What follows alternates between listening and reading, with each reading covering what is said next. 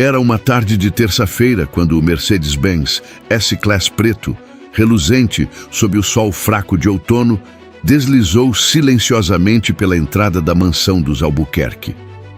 No banco de trás, sentado em uma postura que misturava cansaço e uma pontada de ansiedade, estava Arthur Albuquerque, um dos homens mais ricos do país. Ele era um magnata do agronegócio, conhecido por sua perspicácia nos negócios e por sua discrição quase monástica. Seus cabelos grisalhos, cuidadosamente penteados para trás, denunciavam a idade, mas seus olhos azuis, antes vibrantes, agora carregavam um peso que nem toda a sua fortuna conseguia aliviar. Arthur adiantou seu retorno de uma viagem de negócios que o manteria longe por mais uma semana. Uma decisão impulsiva, motivada por uma intuição incômoda, um sussurro persistente em sua mente que se recusava a ser ignorado. Ele havia passado os últimos 30 anos construindo um império, e nos últimos 10 compartilhava a vida com Elisa, sua esposa, uma mulher que ele acreditava ser a personificação da graça e da lealdade. Elisa, aos 40 e poucos anos, exibia uma beleza clássica, com cabelos castanhos longos e olhos expressivos, sempre vestida com elegância discreta. Ela era a anfitriã perfeita, a companheira atenciosa, a mulher que, em público, parecia a contraparte ideal para o homem de negócios implacável que Arthur era. Mas, nos últimos meses, Arthur sentia um distanciamento sutil, uma frieza que ele tentava justificar com o estresse do trabalho e as demandas sociais. No entanto, a intuição era mais forte. Se você gosta de histórias onde a verdade se revela por trás das máscaras, onde a justiça, mesmo que tardia, sempre encontra seu caminho, então você está no lugar certo. Inscreva-se no canal Status Bilionários e ative o sininho para não perder nenhuma de nossas narrativas impactantes. Arthur desceu do carro, dispensando o motorista com um aceno de mão e pedindo que ele mantivesse o segredo de seu retorno antecipado. A casa, normalmente vibrante com a presença da equipe de funcionários, parecia estranhamente silenciosa. Ele entrou pela porta dos fundos usando sua chave, e o silêncio lá dentro era ainda mais palpável. Era como se a própria arquitetura da mansão estivesse prendendo a respiração. A decisão de voltar mais cedo não fora comunicada a ninguém, nem mesmo à sua esposa Elisa. Ele queria a surpresa, mas agora uma sensação de apreensão se misturava à expectativa. O plano original era chegar apenas na próxima semana, a tempo para o aniversário de casamento deles.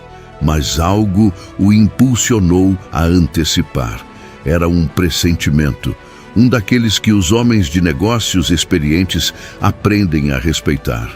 A mansão, um monumento de luxo e bom gosto, parecia vazia. Arthur começou a caminhar pelos corredores, o som de seus passos ecoando no mármore polido. Ele esperava encontrar Elisa na sala de estar, talvez lendo um livro, ou na cozinha, supervisionando algum preparativo. Mas não havia sinal dela. O ar estava pesado, não com um cheiro de comida recém-feita, mas com um perfume diferente. Talvez o perfume dela, mais intenso do que o habitual, misturado a algo que ele não conseguia identificar. O problema central, que Arthur ainda não conseguia verbalizar, era a desconfiança que vinha corroendo sua paz nos últimos tempos. Pequenos detalhes, gestos sutis, mudanças de hábito de Elisa, tudo se acumulava em sua mente. Ela parecia mais distante, mais interessada em suas próprias atividades, menos engajada nas conversas sobre o dia a dia dele. Arthur, um homem acostumado a decifrar padrões complexos no mercado financeiro, não conseguia ignorar os padrões erráticos no comportamento de sua esposa. Havia as chamadas telefônicas que ela atendia em voz baixa, os olhares furtivos para o celular, as saídas que se prolongavam mais do que o esperado. Ele tentava afastar esses pensamentos, atribuindo-os ao cansaço ou à paranoia, mas eles voltavam, mais fortes a cada dia. O que estava em jogo não era apenas seu casamento, mas a própria imagem que ele tinha de si mesmo e da vida que construíra. Ele havia depositado em Elisa uma confiança quase cega, e a possibilidade de que essa confiança tivesse sido traída era um golpe que ele não se sentia preparado para suportar. A primeira tensão surgiu quando ele notou uma pequena caixa de joias que ele tinha certeza que havia presenteado Elisa há anos, vazia sobre a penteadeira dela. Não era o valor monetário que o incomodava, mas a ausência. Onde estavam as joias? Ela sempre as guardava com tanto carinho. As primeiras complicações surgiram quando Arthur, ao invés de ir diretamente para o quarto principal, decidiu fazer um pequeno desvio para seu escritório. Ele precisava de algo para se distrair, talvez um e-mail de trabalho, para acalmar a tempestade que se formava em sua mente. Ao passar pela porta da sala de música, que raramente era usada, ele ouviu um som. Não era música, mas um murmúrio abafado, seguido por uma risada. Uma risada que não era de Elisa. O coração de Arthur deu um salto, gelando em seu peito. Ele parou tenso, cada músculo de seu corpo se contraindo. A sala de música era um espaço íntimo, onde Elisa costumava praticar piano ocasionalmente, mas nunca recebia visitas ali. Quem poderia estar ali? E por que o som estava tão abafado, como se as cortinas estivessem fechadas e a porta entreaberta? Ele se aproximou, seus passos agora quase inaudíveis. O som se intensificou e ele conseguiu distinguir vozes. Uma delas era inequivocamente a de Elisa. A outra, uma voz masculina, grave e um familiar. A respiração de Arthur ficou presa em sua garganta. Ele não conseguia acreditar no que estava ouvindo. A imagem de Elisa, a mulher fiel e dedicada, começou a rachar em sua mente. Ele sentiu uma onda de náusea. O que ele faria? Entraria correndo? Confrontaria os dois? Ou esperaria, buscando mais provas, tentando entender a extensão da traição? A dificuldade de escolher o próximo passo era paralisante. Ele era um homem de decisões rápidas e assertivas nos negócios. Mas aqui, em sua própria casa, ele se sentia perdido. A tensão dramática aumentou a cada segundo. Arthur decidiu não agir impulsivamente. Ele era um estrategista e, mesmo diante da dor avassaladora, sua mente analítica buscava controle. Ele recuou silenciosamente, encontrando refúgio na escuridão da biblioteca adjacente à sala de música, de onde podia ouvir e, se fosse o caso, observar sem ser notado. Dali, ele pôde distinguir fragmentos da conversa. A voz de Elisa estava carregada de uma intimidade que ele não ouvia há anos. "Você não sabe o quanto eu esperei por isso", ela sussurrava, e a voz masculina respondia com um tom sedutor. Arthur sentiu um calor subindo por sua nuca, não de raiva, mas de humilhação. Ele se sentia como um intruso em sua própria casa, um espectador de uma peça grotesca. Ele pensou nos anos que passaram juntos, nas promessas, nos momentos que ele considerava de pura felicidade. Tudo parecia uma farsa agora. Ele se perguntou se havia sido cego, ingênuo, ou se Elisa era uma atriz tão talentosa que conseguiu enganá-lo por tanto tempo. Sua mente começou a vasculhar memórias, tentando encontrar sinais, pistas que ele havia negligenciado. Havia o cartão de crédito extra que ela pedira, alegando gastos com sua mãe doente, mas que ele nunca vira provas. Havia as viagens para visitar a família, que ele nunca acompanhou. Ele sentia-se um tolo, um milionário que podia controlar impérios, mas não o seu próprio lar.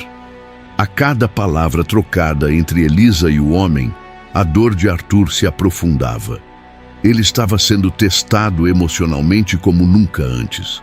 A situação complicava-se ainda mais quando ele ouviu Elisa mencionar seu nome, Arthur, com um tom de escárnio. "Ele é tão previsível", ela disse, e o homem riu em resposta. "Um velho rico, fácil de manipular." As palavras perfuraram Arthur como adagas. Ele não era apenas traído, mas também ridicularizado. A revelação de uma camada mais profunda da motivação de Elisa, não apenas infidelidade, mas desprezo e cálculo, abalou-o até o âmago. O ponto de virada veio quando Arthur, sentindo que não podia mais suportar a tortura de apenas ouvir, decidiu espiar. Havia uma pequena fresta na porta da biblioteca que dava uma visão parcial da sala de música. O que ele viu fez seu mundo desabar. Elisa estava abraçada a um homem jovem, com quem ela estava trocando beijos apaixonados. Não era um funcionário, nem um amigo da família. Era um rosto completamente desconhecido para Arthur. Mas o choque maior veio quando ele notou algo em particular.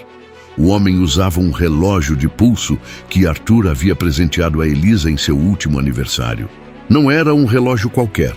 Era uma peça rara, um modelo vintage de uma marca suíça caríssima, gravado com as iniciais de Elisa.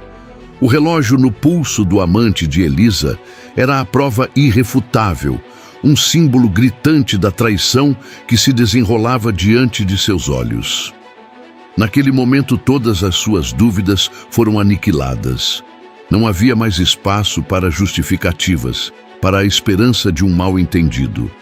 A verdade, cruel e inegável, estava ali. O chão pareceu sumir sob seus pés. A imagem da mulher que ele amava e confiava se desfez em 1000 pedaços. A dor era física, um aperto no peito que o impedia de respirar. Tudo parecia perdido. A vida que ele construíra, a família que ele prezava, tudo baseado em uma mentira. A cena era um pesadelo se tornando realidade, um clímax de dor e desilusão. As consequências foram imediatas e devastadoras para Arthur. Ele se sentiu invadido, não apenas em sua casa, mas em sua alma. A raiva começou a substituir a dor, uma raiva fria e calculista. Ele não era um homem de confrontos explosivos, mas de retaliações precisas. Ele recuou da fresta da porta, fechando os olhos por um momento, tentando processar o que havia testemunhado. A imagem de Elisa e o homem, o relógio em seu pulso, gravou-se em sua mente. Ele sabia que não poderia confrontá-los naquele momento. A emoção o cegaria, e ele precisava de clareza para planejar seus próximos passos. A nova realidade era brutal. Seu casamento era uma farsa, sua esposa, uma traidora e uma oportunista. Ele precisava de provas irrefutáveis, não apenas para si mesmo, mas para o que viria a seguir. Ele pegou seu telefone e fez uma ligação. Não para um advogado de divórcio, ainda não. Ele ligou para seu detetive particular de confiança, um homem chamado Gabriel, que ele usava ocasionalmente para investigar acordos comerciais complexos. Gabriel, preciso de você. Urgente. Venha para minha casa agora e traga todos os seus equipamentos discretos. Quero saber tudo sobre Elisa e quem ela está vendo. Não poupe detalhes, disse Arthur, sua voz controlada, mas com uma intensidade que Gabriel raramente ouvia. As decisões difíceis estavam apenas começando. Arthur sabia que enfrentaria uma batalha, não apenas legal, mas emocional. Os conflitos internos e externos se intensificavam. Ele se sentia em um tabuleiro de xadrez, e agora era a hora de mover suas peças com precisão letal. A descoberta crucial veio nos dias seguintes. Gabriel, o detetive, era eficiente e discreto. Armado com câmeras ocultas e rastreadores, ele montou uma operação de vigilância 24 horas sobre Elisa. Arthur, por sua vez, manteve a fachada, agindo como se ainda estivesse em sua viagem de negócios. Mas, na verdade, estava isolado em uma propriedade remota, aguardando os relatórios de Gabriel. Os relatórios chegavam diariamente, detalhados e cruéis. Fotos de Elisa com o mesmo homem, um aspirante a modelo chamado Leonardo, em restaurantes caros, em hotéis de luxo e até mesmo em uma propriedade que Arthur reconheceu como sendo dele, uma casa de praia que ele havia comprado recentemente e que Elisa não sabia que ele já tinha acesso. A cada nova foto, a cada novo áudio de conversas íntimas e planos maquiavélicos, a máscara de Elisa desmoronava mais. Ela não apenas estava tendo um caso, mas estava ativamente conspirando para se beneficiar da fortuna de Arthur. Em uma das gravações, Elisa dizia a Leonardo: "Logo Arthur vai assinar os papéis do novo investimento e com isso meu nome estará em mais propriedades. É só uma questão de tempo até que eu tenha controle suficiente para que ele não consiga me tirar nada no divórcio." A voz de Leonardo em outro áudio instigava: "Você precisa agilizar isso, Elisa. Não podemos perder essa oportunidade. Velhos ricos não duram para sempre." A justiça começava a ser servida, não de forma explosiva, mas metódica, com a coleta de provas irrefutáveis. Arthur sentiu um misto de náusea e uma estranha calma. A raiva se transformou em determinação. Ele não seria mais a vítima. O caminho para a resolução começou com a reunião de Arthur com seus advogados mais confiáveis. Ele apresentou a eles o dossiê completo de Gabriel, com fotos, vídeos, gravações de áudio, extratos bancários que mostravam transferências significativas de Elisa para contas desconhecidas e até mesmo a localização do relógio gravado com as iniciais de Elisa, que agora estava em posse de Leonardo. Seus advogados ficaram chocados com a profundidade e a crueldade da traição. "Senhor Albuquerque, com essas provas, não só podemos anular qualquer tentativa dela de reivindicar parte significativa de seus bens, como também podemos processá-la por fraude e extorsão", disse um deles com um tom de indignação. Arthur, impassível, apenas assentiu. Ele não queria vingança, queria justiça. Ele queria que Elisa pagasse por sua deslealdade e por sua ganância. Ele não queria apenas se livrar dela, mas garantir que ela não pudesse fazer o mesmo com mais ninguém. As ações definitivas estavam sendo tomadas. Em um movimento calculado, Arthur congelou todas as contas conjuntas e revogou todos os poderes que Elisa tinha sobre seus bens. Ele também preparou uma ação legal para reaver todos os bens que ele havia presenteado a ela e que ela havia usado para financiar o estilo de vida de Leonardo. Os vilões estavam começando a pagar por suas ações. Elisa, ainda alheia à tempestade que se formava, continuava sua vida de luxo e traição, acreditando que Arthur estava a milhares de quilômetros de distância. Ela não sabia que cada passo dela estava sendo documentado, cada palavra gravada. A resolução principal culminou em um confronto dramático, mas não nos termos que Elisa esperava. Arthur não apareceu para a discussão. Seus advogados fizeram isso por ele. Elisa foi convocada para uma reunião de emergência com os advogados de Arthur, sob o pretexto de discutir novos investimentos. Ela chegou, acompanhada de Leonardo, confiante e arrogante. A sala de reuniões, no escritório de Arthur, era fria e impessoal. Os advogados, com rostos sérios, apresentaram o dossiê. A cada página virada, o sorriso confiante de Elisa murchava. As fotos, os áudios, os extratos bancários, o relógio. Tudo estava ali, irrefutável. Elisa tentou negar, depois tentou chorar, mas suas lágrimas não tinham efeito. Leonardo, ao seu lado, empalideceu, percebendo a magnitude da situação. Ele tentou se dissociar, alegando ser apenas um amigo, mas as gravações de áudio e as fotos íntimas desmentiam cada palavra. A bomba final veio quando os advogados informaram que Arthur não apenas estava pedindo o divórcio, mas também estava processando Elisa por fraude, extorsão e desvio de bens. Além disso, todas as contas conjuntas estavam congeladas e ela não tinha mais acesso a nenhum centavo do dinheiro de Arthur. A mansão, os carros, as joias, tudo seria reavido. A transformação dos personagens era clara. Elisa, de rainha do seu próprio castelo, se tornou uma ré desmascarada. Arthur, de vítima silenciosa, emergiu como o mestre de seu próprio destino. Um homem que, apesar da dor, conseguiu restaurar a justiça. A verdade triunfou e a ganância foi exposta. O desfecho da história de Arthur Albuquerque foi um testemunho de que a justiça, por mais demorada que seja, sempre encontra seu caminho. Elisa foi despojada de tudo o que havia obtido através da traição. O processo de divórcio foi rápido e sem misericórdia, com todas as provas apresentadas contra ela.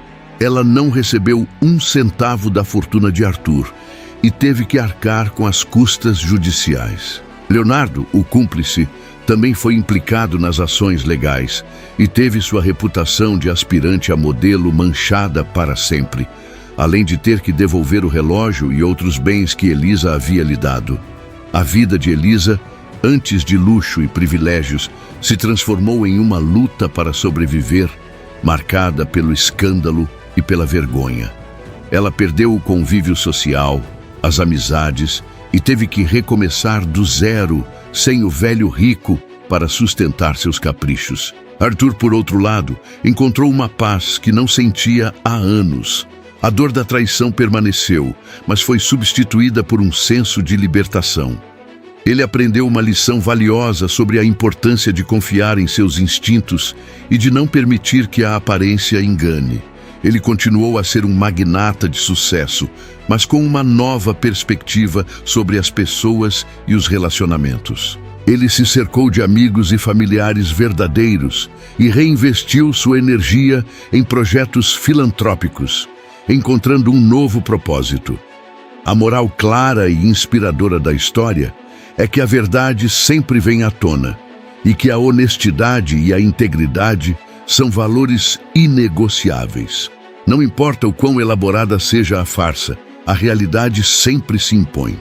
Se essa história de reviravolta, justiça e a derrocada da traição tocou você, se você se identificou com a luta de Arthur e a vitória da verdade, então não perca mais tempo. Inscreva-se no canal Status Bilionários, ative o sininho para receber notificações e compartilhe este vídeo com quem precisa de uma dose de justiça e inspiração. Juntos, vamos desmascarar mais verdades e celebrar a integridade.